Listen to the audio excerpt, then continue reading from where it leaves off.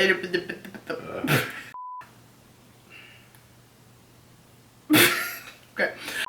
Hey guys, welcome back. You are tuned in with Cindy and John today. In today's video, we are going to be doing something a little different. And so we're going to be talking about our cultural differences. So as you guys know, John and I are different. We are in different cultures. How do they know that? Why would they know that? That's true. So if you don't know, John and I are two different cultures. And so we have noticed in our relationship that there are some differences and some similarities as well.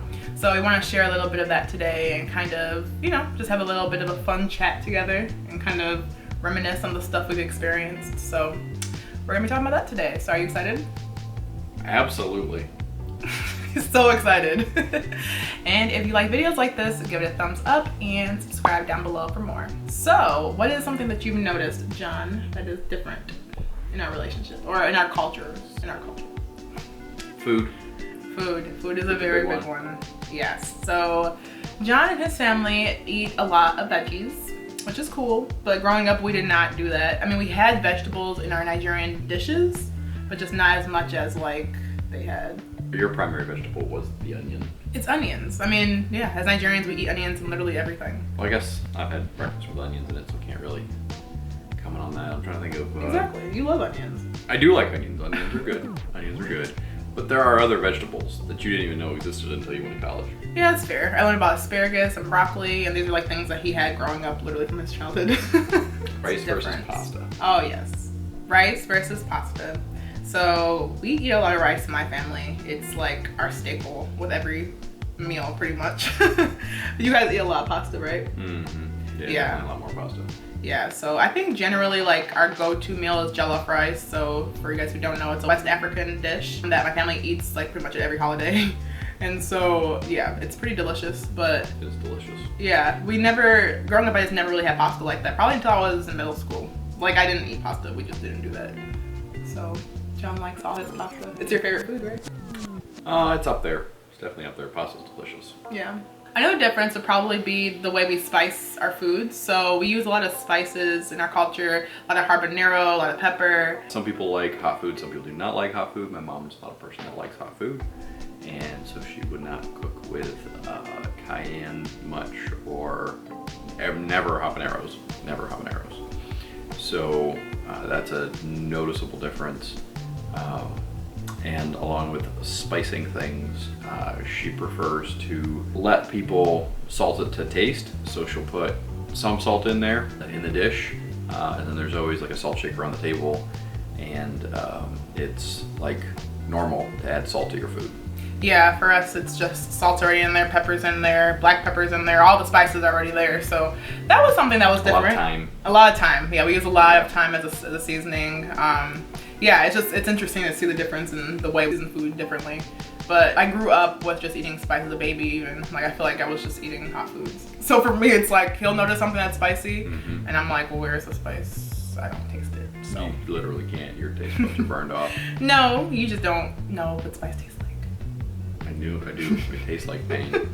You don't know what spice tastes like because you can't taste a small amount. Anyway, so yeah, that's a big one. Crayfish or crawfish. Yes, we add a lot of crawfish to our foods. As a flavoring agent. Yeah, it's really delicious. Well, I like it. It's something he has to get used to, but we're not there yet. He's still getting used to it. But yes, a lot of the soups in the Nigerian foods have crayfish. Yeah, so that's a difference. His family does a lot of pies. So for every holiday, you guys make pies. That's a whole holiday discussion. Yeah, so we'll go with the holidays. So holiday foods, holiday traditions. When I was a kid, we would make certain special foods around the holidays. Also, we would make like homemade candies. Yeah, they do a lot of that. We did some baking and whatnot, but for the most part, like our family didn't eat desserts. But do you have like the holidays coming, I have to bake this thing? For me, it's cookies, but we didn't do that growing up. It was like I kind of created our own tradition. So I was like, ooh, sugar cookies. So I would make like, I don't know, I would make cookies from like the box. Just imagining they're delicious. You open up the box and like little box cookie pops out. Yeah. No, it's you have to like, individually open the box for each cookie. You still put the egg. I know I'm talking about. You put the egg and all the other stuff, but it's already like halfway done. Box. Yeah. It's a pre-made mix, whereas we normally start from scratch with things. That's a lot of work, but it's delicious. They're actually delicious. So yeah, sugar cookies are on the list. Yeah, chocolate chip cookies. Molasses cookies. Chocolate chip cookies are just, that's a normal weekly thing. When I was growing up, we always had cookies around. And Mom would hear us if we got into the cookies. I feel like the only dessert my mom, well, the one that we would do would be like cake, like regular cakes, and then custard were like 2 things that we did growing up, which is pretty British. We're gonna have to figure out ways to like integrate these in our own. It's pretty easily. In our life. We just make some things. There you go. There you go. And there you go, it's our own tradition. Another cultural difference would be John and just him doing his own hair. So I grew up with the guys in my family going to like barbers and just somebody else cut their hair. Whereas John will cut his own hair. Sometimes I'll help him out. That's not necessarily cultural so much as family. Like I have plenty of friends that go to people that cut hair professionally. That's true, but it's also different. But in my family, there's a bunch of us, so my parents just cut our hair, and then we started cutting each other's hair. I think that's more of a my family thing, just because there were so many of us, it would have been expensive to take us to the barber all the time. Well, yes, having the lineup and everything's a little different too, right? There's difference in hair, so. Yeah, there are definitely differences in hair. But yeah, you're saying like different cultures still go to the barber, so. Anyways, that was something Normal people. It's not my family. That was something that I noticed. He had to get used to me changing my hair a lot, doing different styles quite a bit. That's true. Every week I would, be like, what? I'm changing my hair. I'm doing a different style, so. Black girl magic. Yeah. He's learning though. He's helping me, do different things. Using they catch on. He helps me out a lot. And you gotta take care of it at night. All those things. Yep, we're gonna oil it. He's learned about my hair treatments and deep conditioning, so we be doing that. I wear clothes. He does wear clothes. Clothes? Clothes. Oh, clothes. I will say our difference in clothing is a bit different. My family, at least in Nigerian culture, I'm not speaking to all the cultures, but in Nigerian culture, it's the dressing is very, what's the word I'm looking for? Loud. Lots of colors and just, yes, very loud. Bright, yes, bright is the word. And so that's something we do when we have our Nigerian gele on, or, agbadas, all these different things that we wear in our culture. And John's family, I guess, this is a little bit more, what's the word, simple? I like more earth tones, personally. I like, wearing clothes that I can blend in case I need to hunt for dinner unexpectedly. Hunt for dinner. It's a personal preference.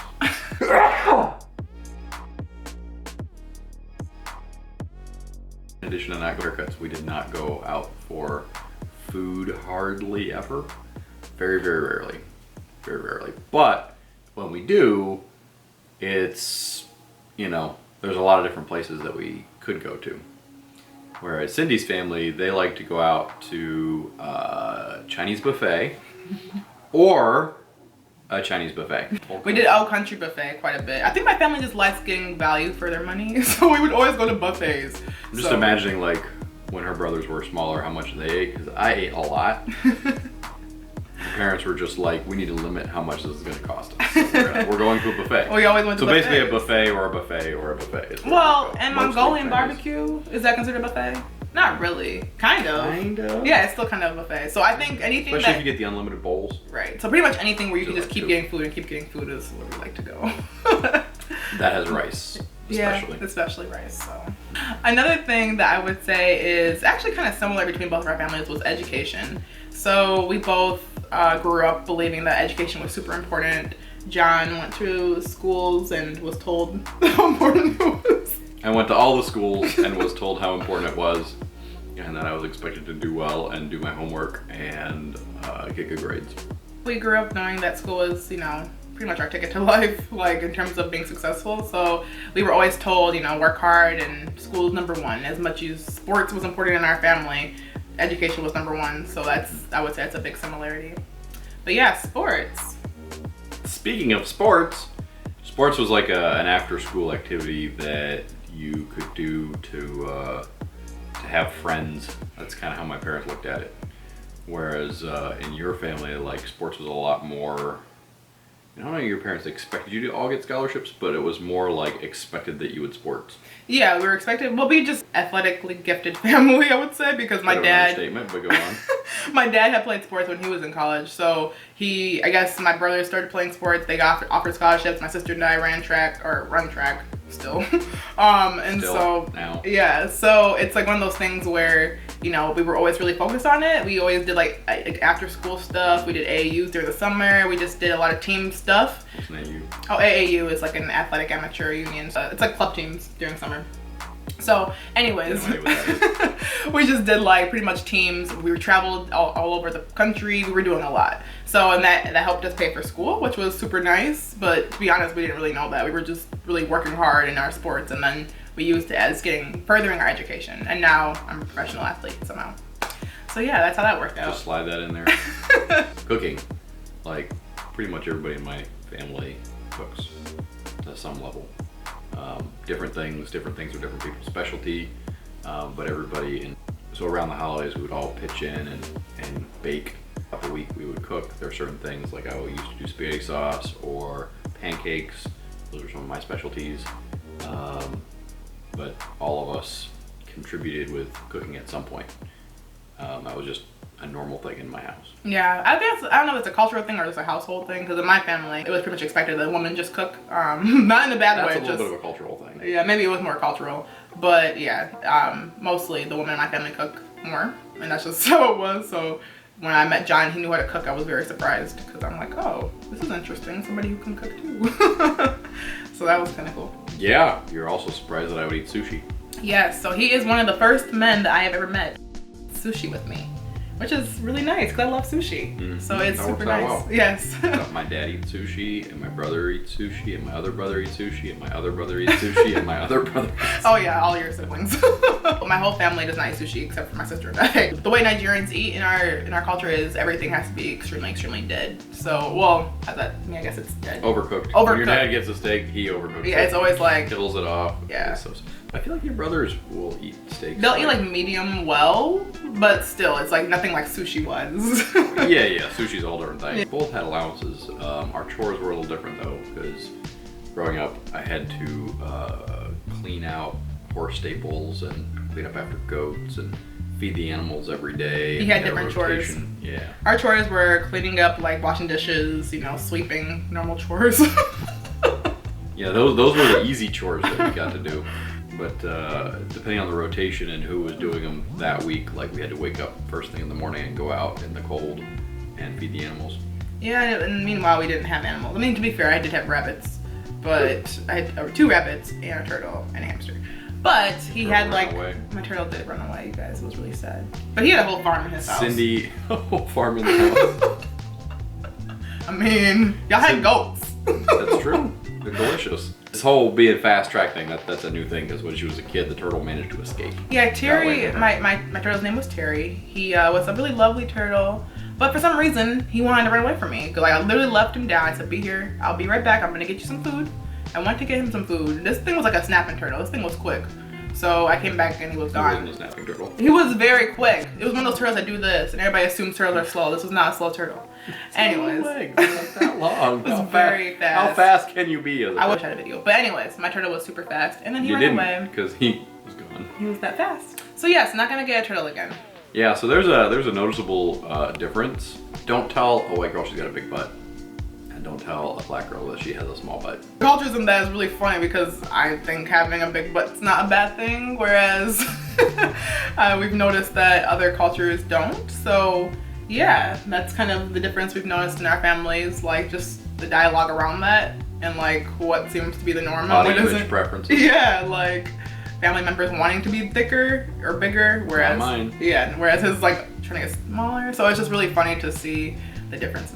We hope you guys enjoyed listening to our different cultures and just our experiences of, you know, our families. Yeah, just every family is a little bit different. Exactly. So we hope you guys liked this video, and if you did, don't forget to subscribe for more because we will be doing some more videos together. And be on the lookout for some Christmas stuff because we got some of that coming up too. Here come the holidays. Oh yes. So thanks again, guys, and comment below what you liked, and we will see you guys in another video. Bye. And we will see. It wants to sing you the song of its people. Say it with your chest. Oh, I don't have my ring on. Should I grab it? It's over there, but I think it's fine. What do you think? I think it's fine. I should have taken a video of that. Hold on.